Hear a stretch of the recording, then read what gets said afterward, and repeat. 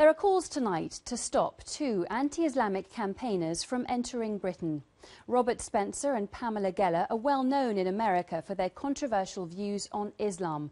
Both are due to join an event in Woolwich next week, organised by the English Defence League.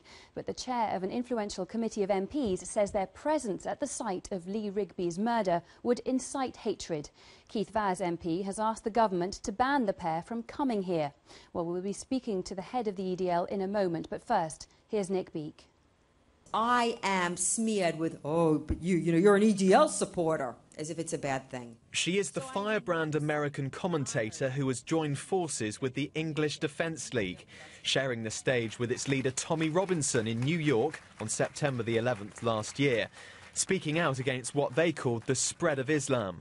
That is the force that we are fighting against. He wrote the bestseller, The Politically Incorrect Guide to Islam, and founded a website called Jihad Watch.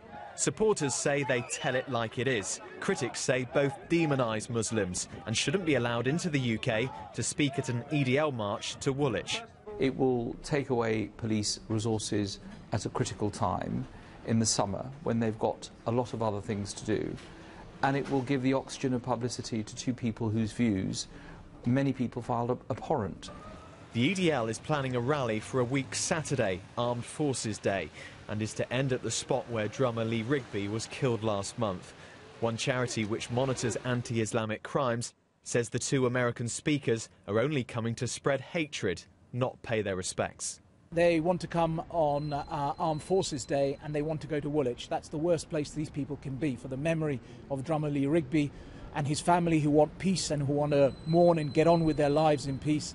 To have these individuals and the EDL turn up and use the instance of this poor man's murder is appalling. Today we spoke to Robert Spencer, who's in America. He says he has a right to come here.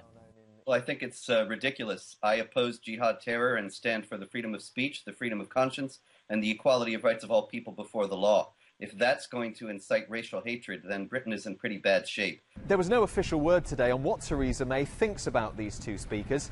The Home Office said it wouldn't comment on individual cases, but a source made clear that the Home Secretary would stop someone from coming into the country if she believed their presence here was not conducive to the public good. Theresa May has also been urged to ban the whole rally. If it does go ahead, Scotland Yard says it will have an appropriate policing plan in place. Nick Beake, BBC London News.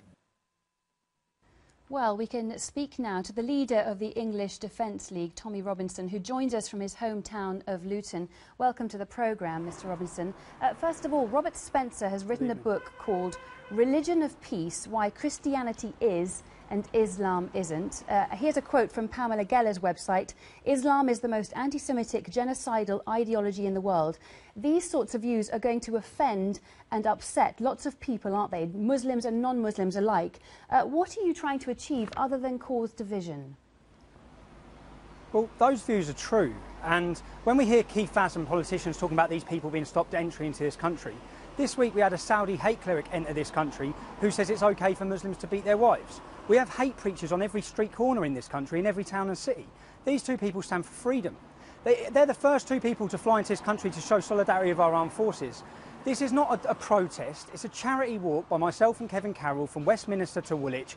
We're laying flowers. Robert and Pamela are not giving speeches, they're coming to show solidarity with our armed forces. They're going to lay flowers. I don't see what the big deal with this is. And all these people coming out saying they need to be banned. Mr Robinson, given that the murder of Lee Rigby has affected communities, all communities so deeply, you're going to be inflaming tensions, aren't you? What do you think you're going to be doing for community relations? Well, for community relations, by trying to pretend there's not a problem, that doesn't solve community relations. It doesn't help community cohesion. By pretending that his murder had nothing to do with Islam, that doesn't solve anything either.